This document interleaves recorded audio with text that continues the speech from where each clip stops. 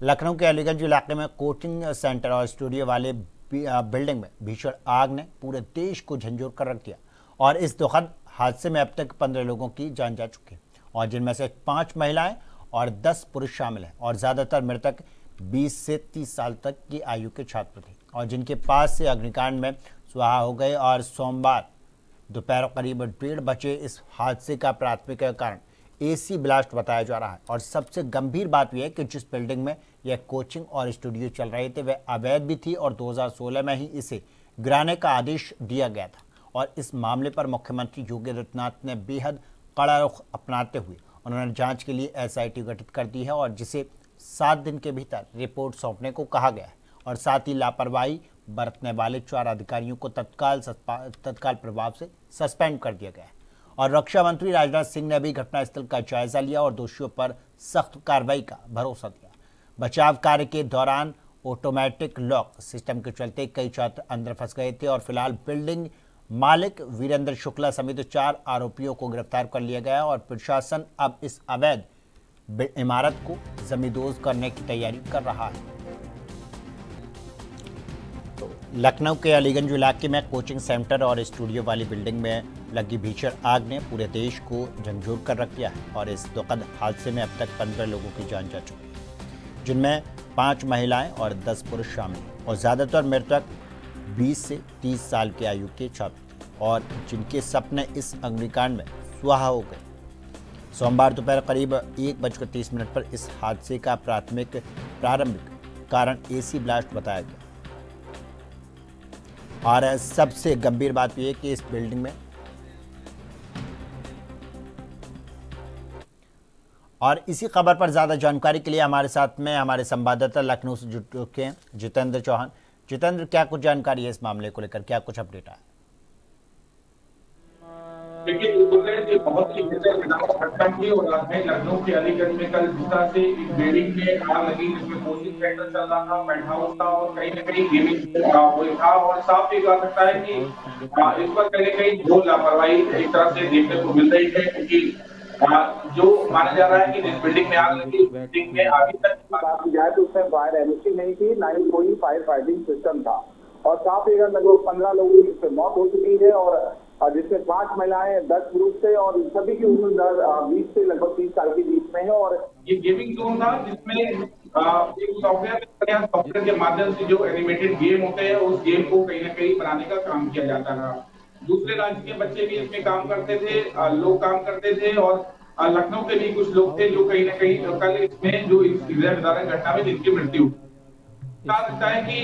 लगभग 7 लोग अभी भी उसमें एडमिट हैं, 4 लोग एडमिट हैं जिसमें इनका इलाज चल रहा है। कल मुख्यमंत्री योगी आदित्यनाथ और देश के रक्षा मंत्री राजनाथ सिंह पहुंचे थे इस घटना के, क्योंकि राजनाथ सिंह देश के रक्षा मंत्री के साथ साथ लखनऊ के सांसद भी है और उत्तर प्रदेश के मुख्यमंत्री योगी आदित्यनाथ के होने के नाते उन्होंने कल अलीगढ़ दौरा अपना रद्द किया। आगे के दौरे वो कहने के रद्द करते हुए तुरंत लखनऊ में पहुंचे और संवेदनाएं व्यक्त करने के लिए, दुख बांटने के लिए, जो लोग जले थे जिनके मृत्यु हुई उनके परिजनों के बीच में सांत्वना देने के लिए मुख्यमंत्री योगी आदित्यनाथ कल पहुंचे थे। और साफ ही कहा सकता है कि सीएम योगी आदित्यनाथ कल तुरंत पहुंचे और तुरंत उन्होंने घटना का निरीक्षण किया, घटना स्थल गए और उसके बाद लखनऊ के एक ट्रामा सेंटर पहुंचे जहाँ पर जो जले थे उनका इलाज कर रहे, क्योंकि तस्वीरें में कल देखने को मिला था कि कैसे लोग उतर रहे थे, एग्जिट वहां पर नहीं था, साथ ही साथ किसी भी फायर फाइटिंग सिस्टम और व्यवस्था नहीं थी। और कल उसे मुख्यमंत्री योगी आदित्यनाथ ने निर्देश दिया। सीएम की हाई लेवल मीटिंग का असर ये रहा कि घायल है, एक घायल दोनों खतरे से बाहर है, एक घायल के अधिक चोट है, उसके रीढ़ की हड्डी में फ्रैक्चर है और एक घायल एकदम ठीक है, उसके टांग में रैप्चर है और दोनों घायल खतरे से बाहर है, लेकिन उनका बेहतर से बेहतर इलाज चल रहा है। 7 घायलों को अस्पताल से फर्स्ट एड के बाद छुट्टी दे दी।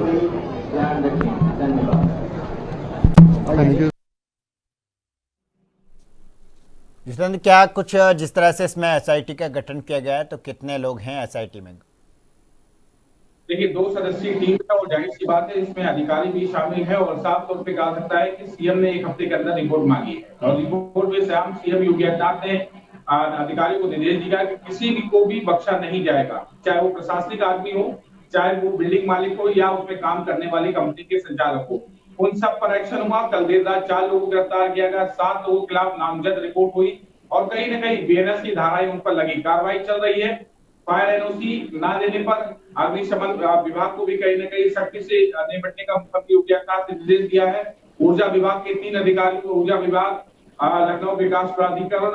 और एलडीए की कहीं न कहीं जो अधिकारी हैं 3 लोगों पर गाज गिरी है और कहीं न कहीं उनको सस्पेंड करने का काम किया गया। 4 लोगों को गिरफ्तार किया गया और भी जो लोग उसमें शामिल हैं उनकी जांच चल रही है और कहीं न कहीं घोर लापरवाही देखने के लिए ये एक्शन दिखाई पड़ा और सीएम योगी आदित्यनाथ ने कल परिजनों से भी कहा था कि एक्शन होगा, आप बिल्कुल भी चिंता न करिए और जो दोषी है उन पर कार्रवाई होगी। अधिकारियों को सख्त निर्देश देते हुए कहा था और एक्शन हुआ। रात रात सबकी गिरफ्तारी हुई और अधिकारियों को सस्पेंड भी करने का तैयार किया है। 1 हफ्ते के अंदर पूरी रिपोर्ट आ जाएगी कि आखिरकार वजह क्या थी, आग कैसे लगी, कि अभी प्रथम दृष्टया बताया जा रहा है कल से आज तक कि ये शॉर्ट सर्किट के कारण लगा। लेकिन इसमें लापरवाही इस बात की, किसी प्रकार का एग्जिट दरवाजा नहीं था,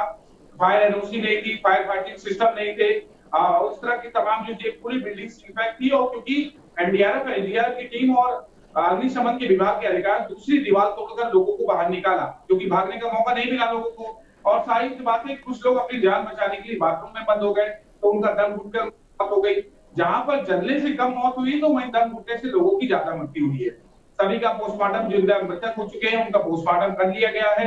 कल एक विशेष टीम बनाई गई थी और विशेष टीम पोस्टमार्टम कर रही थी और वजह साफ हो पाएगी कि और क्या कारण थे जिससे लोगों की मौत हुई। और साफ तौर पर गुरुदेव जी कहा सकता है कि मुख्यमंत्री योगी आदित्यनाथ इस घटना को लेकर काफी संवेदनशील है, बहुत दुख प्रकट किया और यही वजह है कि उत्तर प्रदेश के मुखिया होने के नाते वो तुरंत पहुंचे और तुरंत एक्शन हुए। अधिकारियों को निर्देश पहले कर दिया गया, तुरंत वो वहां पर रेस्क्यू ऑपरेशन चलाए। एसडीआरएफ की टीम पहुंची, लोग जो फंसे थे उनको निकाला गया और अब कार्रवाई का एक समय आ गया है क्योंकि मुआवजे का ऐलान कर दिया है। 5-5 लाख रुपए के मुआवजे का ऐलान कर दिया है। 50,000 घायलों को मुआवजा देगी। तब भी देखना है कि कैसे रस्सी से लटक कर लोग नीचे उतर रहे थे, कैसे संवेदनहीनता एक कहीं न कहीं देखने को मिली विभाग की और किसी प्रकार का कोई भी अगर घटना हो तो लोग कैसे बचेंगे। और यही कारण है कि सिस्टम की लापरवाही ये देखने को मिली। दिल्ली के बाद लखनऊ में भी देखने को मिली और लखनऊ में तमाम अभियान भी चलाए गए, लेकिन जो पूरी बिल्डिंगें थी उन सब की जांच नहीं की गई और नतीजा ये निकला कि कहीं न कहीं जो घूस लेने वाले अधिकारी हैं, जो पैसा लेकर कहीं न कहीं केवल नाम की एनओसी देते हैं, उनका ये खामियाजा ये रहा कि लोग जलकर उनके और दम घुटने के कारण लोगों की मौत हो गई। ये 4 अधिकारी निलंबित किए गए, तो 4 कौन कौन से पद पर थे? देखिए, जेई थे उसमें लखनऊ विकास प्राधिकरण के ऊर्जा विभाग के जेई थे, वो उसमें थे और ऐसे 2 अधिकारी और थे जो कि ऊर्जा विभाग के जो लखनऊ विकास प्राधिकरण के और ऐसे जो जिम्मेदार अधिकारी होते वो कहीं ना कहीं सभी इसमें मौजूद थे और साफ तौर पे उन सब पर गाज गिरी और उनको सस्पेंड कर दिया गया। जांच के आदेश भी दिए गए, जांच चल रही है और कहीं ना कहीं जांच के बाद तस्वीरें और साफ हो पाएंगी। 4 गिरफ्तारियां जो हुई हैं वो किस किस की हुई हैं और क्या क्या जिम्मेदारियां इन पर ठहराई गई हैं?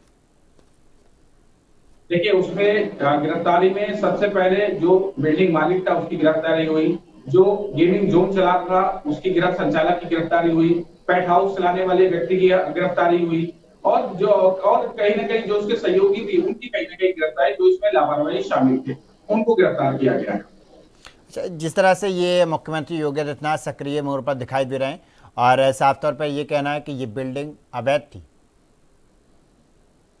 देखिए, पूरी तरह से अवैध है क्योंकि पैसा लेकर ये लखनऊ विकास प्राधिकरण में पूरा का एक सिस्टम चलता है। पैसा लेते रहते हैं बिना मानचित्र के, ये पूरी नक्शा पास होता है और जाहिर सी बात है कि बिना नक्शे की बिल्डिंगें तैयार हो जाती हैं और जो जेई होते हैं वो पर स्लेब के हिसाब से पैसा लेते हैं और कहीं ना कहीं एक मोटी रकम लेने के बाद ये अवैध बिल्डिंगें तैयार हो जाती हैं और कहीं ना कहीं उसके बाद ही ये किसी प्रकार का कोई मानक नहीं होता, मानक की विपरीत तैयार होती है और यही कारण है कि मानक के विपरीत तैयार होना एक घटना कहीं न कहीं अपने आप में साफ दिखाई पड़ती है। एसआईटी जो गठित की गई है तो वो कितने दिन में रिपोर्ट सौंपेगी मुख्यमंत्री योगी आदित्यनाथ को? 7 दिन का समय दिया होगा योगी आदित्यनाथ से और कहीं न कहीं इस समय में सीएम योगी आदित्यनाथ कहीं न कहीं हमने रिपोर्ट मांगी कि रिपोर्ट दे आखिरकार कौन कौन इसमें शामिल है, कौन किस कारण से ये आग लगी, वजह साफ हो पाए, लोगों की जो मृत्यु हुई वो किस कारण से हुई, किस किस विभागों की जिम्मेदारी थी जिन्होंने अपनी जिम्मेदारी को नहीं निभाया और कहीं ना कहीं इनसे लोगों की मृत्यु हुई। बिल्कुल जितेंद्र, बहुत बहुत धन्यवाद आपका इस पर ज़्यादा जानकारी के लिए।